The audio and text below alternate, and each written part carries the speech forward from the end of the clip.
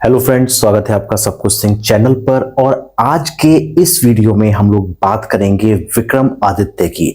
जी हाँ दोस्तों, विक्रम आदित्य वो कॉमिक्स है जिसको कॉमिक्स अड्डा ने as a full flash publisher publish किया है और उनके ये पहले किरदार हैं जिसकी पृष्ठभूमि इन्होंने उज्जैन से ही रखी है। तो देखने वाली बात होगी, क्या वाकई में विक्रम आदित्य उम्मीदों पर खरे उतरते हैं या फिर नहीं। तो दोस्तों, सारी चीजें, सारे पहलू विक्रमादित्य के बारे में हम जानेंगे इस वीडियो के माध्यम से। आप बने रहिएगा वीडियो के अंत तक। और आगे बढ़ने के पहले इस वीडियो को कर दीजिएगा लाइक और चैनल को सब्सक्राइब। तो बिना देरी के दोस्तों शुरू करते हैं।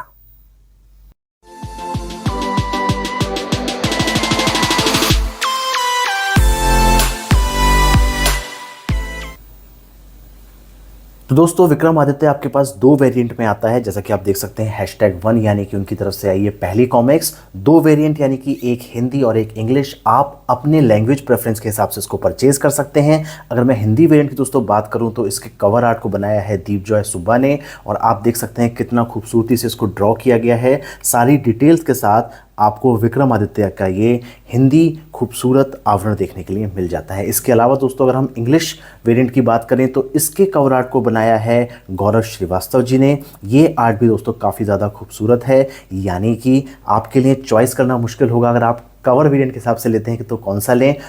और जहाँ तक है, आप इसके दोनों ही परचेज करेंगे।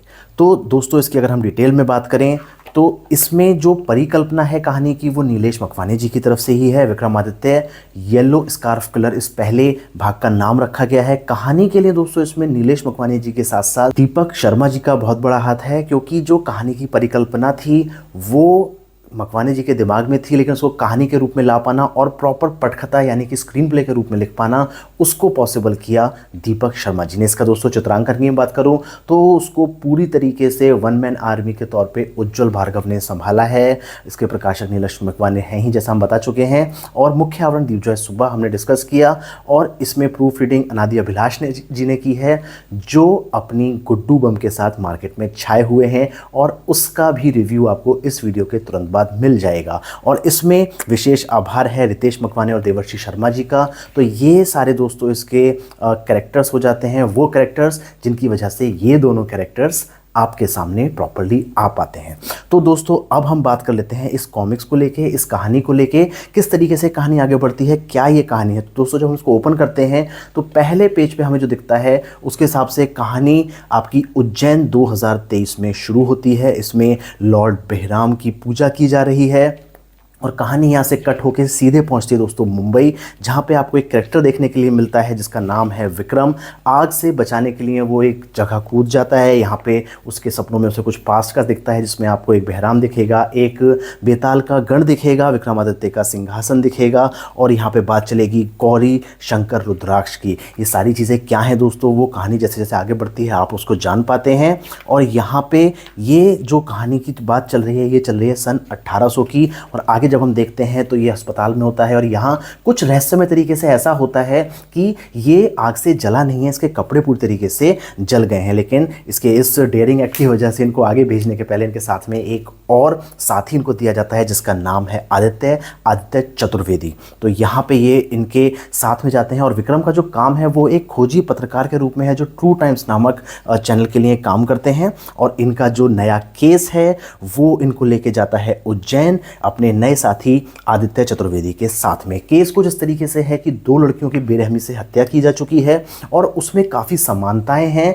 जिसकी वजह से कयास लगाए जा रहे हैं कि वो सीरियल किलिंग भी हो सकती है, या वो हो सकता है कि एक नॉर्मल किलिंग हो जिसमें कुछ समानताएं हों। इसी चीज़ को देखने के लिए, जानने के लिए ये लोग जाते हैं सीधे उज्जैन। और अगर उज्जैन पहुंचेंगे तो वहां पहुंच के ऐसा हो ही नहीं सकता कि ये कॉमिक्स अड्डा कैफ़े और नीलेश मकवाने जी के अंबिका होम स्टे में ना पहुँचें। तो दोनों ही चीज़ों को बड़ी खूबसूरती से दोस्तों यहाँ पुट किया गया है। अगर आप देखें तो काफ़ी अच्छे से कैमियो इसमें आपको नीलेश जी का देखने के लिए मिलेगा, कॉमिक्स अड्डा का इसमें आपको रेफरेंस देखने के लिए मिलेगा। दोनों रुकते हैं और उनका नीलेश मकवाने जी के साथ बातचीत वाला कुछ सीन भी है, जिसमें नीलेश जी उनको खाना भी सर्व करते हैं अच्छा वाला, और उनको काफ़ी सारी चीज़ें बताते भी हैं, महाकाल जी का दर्शन करने के लिए भी कहते हैं। तो वो सारी चीज़ें बहुत अच्छे से इसमें पुटअप की गई हैं। कहानी दोस्तों कुछ आगे बढ़ती है कि ये दोनों मिलके दोनों हत्याओं की जो समानता ढूंढते हैं, जैसे उसमें जो पैटर्न है उसको समझते हैं और अगली हत्याओं का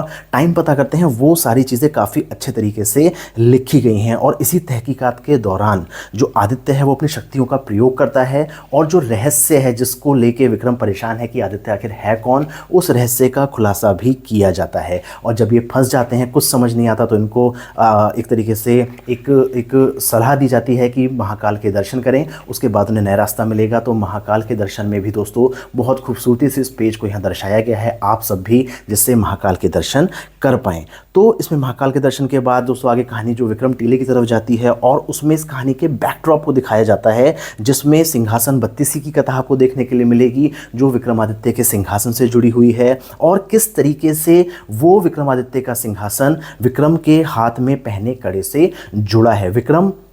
विक्रमादित्य का कोई वंशज या फिर उनका पुनर्अवतार नहीं है, कड़े ने उसको चुना है। तो आदित्य यहाँ पे उसको प्रोटेक्ट करने के लिए आया है, क्योंकि आदित्य का काम रहा है सदियों से जिसने भी उस कड़े को पहना है उसको प्रोटेक्ट करके रखना। और उसके बीच में सन 1800 का एक पूरा वर्णन भी आपको देखने के लिए मिल जाता है। तो इसमें दोस्तों जब हम कहानी को आगे बढ़ते चलते हैं तो किस तरीके से कहानी इस जो विक्रमादित्य का ये जो कड़ा है, जो सिंहासन के प्रोटेक्शन की बात है, जो गौरी शंकर रुद्राक्ष है, इसके प्रोटेक्शन को लेके भी कहानी में थोड़ी सी कनेक्टिविटी आपको देखने के लिए मिलेगी। तो क्या वाकई में इन हत्याओं का संबंध इस सब जो पुराना हमने सीन देखा, सिंहासन का जो देखा, उससे होता है या महज एक अंधविश्वास है? तो ये सारी चीज़ें दोस्तों आप इस कहानी को पढ़ के जान पाएंगे। लेकिन कहानी जिस तरीके से फ्लो होती है, कहानी जिस तरीके से आगे बढ़ती है, वो आपको निश्चित रूप से बांध कर रखने में सफल रहती है। कुछ सवाल दोस्तों इसमें अधूरे छूट जाते हैं, जैसे कि कड़े की शक्तियाँ क्या क्या हैं, कड़ा भी क्या क्या कर सकता है और विक्रम के पास क्या क्या शक्तियाँ हैं, जैसा हमने देखा था कि वो आग में नहीं जला था। और इसके अलावा दोस्तों कि उस कड़े की वजह से क्या और संकट हैं जो आ सकते हैं, क्योंकि एक संकट जहां तक है काफ़ी हद तक इस विक्रमादित्य में टाल दिया गया है और कहानी मुंबई का खौफ आगे की तरफ बढ़ गई है। और दोस्तों इसके अलावा एक और सवाल है, वो है बहराम के अस्तित्व को, क्योंकि पहले पेज से उसको लेकर लाया गया है। तो क्या बहराम अगले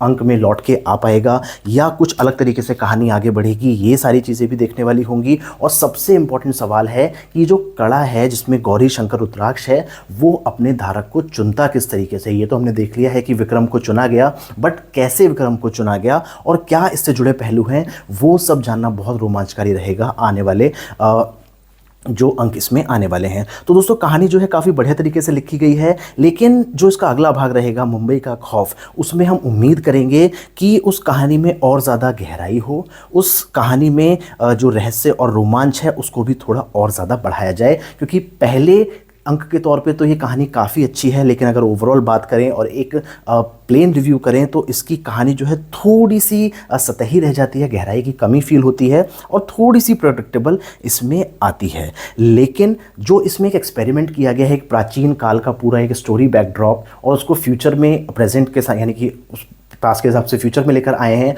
और इस समय आधुनिक दौर के जो जासूसी कहानियां हैं उन दोनों को जोड़ना आपस में, वो वाकई में एक बहुत अच्छा एक्सपेरिमेंट है जो मुझको पर्सनली बहुत ज़्यादा पसंद आया। और वो एक काबिल तारीफ चीज़ है जो इस विक्रमादित्य को काफ़ी ज़्यादा यूनिक बना देती है। अब दोस्तों एक और इंपॉर्टेंट चीज़ की हम बात करते हैं, जो इसका आर्टवर्क अंदर दोस्तों पूरी तरीके से उज्ज्वल भार्गव ने संभाला है। चाहे वो कलरिंग हो, चाहे वो इंकिंग हो, चाहे वो आर्टवर्क हो, तो प्रॉपर इसमें उज्ज्वल भार्गव का काम है, जिसको हम पहले अल्फा कॉमिक्स के साथ भी देख चुके हैं चहल पहल में। तो काफ़ी हद तक आपको चहल पहल वाला जो टच है वो देखने के लिए तो मिलेगा, लेकिन मैं उम्मीद करता हूं कि ये आर्ट जो है थोड़ी और बेहतर हो सकती है, क्योंकि हम जानते हैं उज्ज्वल का काम काफ़ी ज़्यादा बेटर है और इसके मुकाबले वो हमको और ज़्यादा बेटर आर्टवर्क दे सकते हैं। इसमें जो आर्टवर्क है दोस्तों वो थोड़ा सा जल्दबाजी वाला फील होता है, और मेरी उज्ज्वल से एक डिमांड रहेगी कि जब आप इस आर्ट को ड्रॉ करते हैं तो इसमें एक जो फेशियल एक्सप्रेशंस हैं जो कई जगहों पे थोड़ा मिस होते हैं, क्योंकि कुछ जगह हमने देखा